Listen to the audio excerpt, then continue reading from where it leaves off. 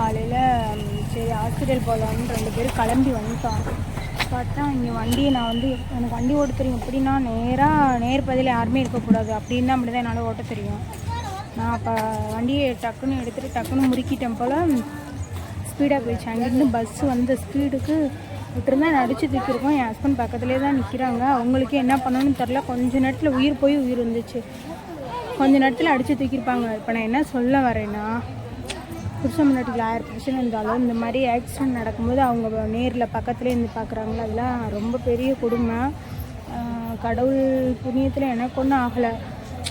So வீட்டிலேருந்து நம்ம கணவன்மார்கள்லாம் வேலைக்கு போகும்போது கொஞ்சம் மனைவிமார்கள் கோவப்படாமல், ஏன்னா இந்த தப்பு நான் பண்ணியிருக்கேன், ஸோ அதனால் உங்ககிட்ட சொல்கிறேன்.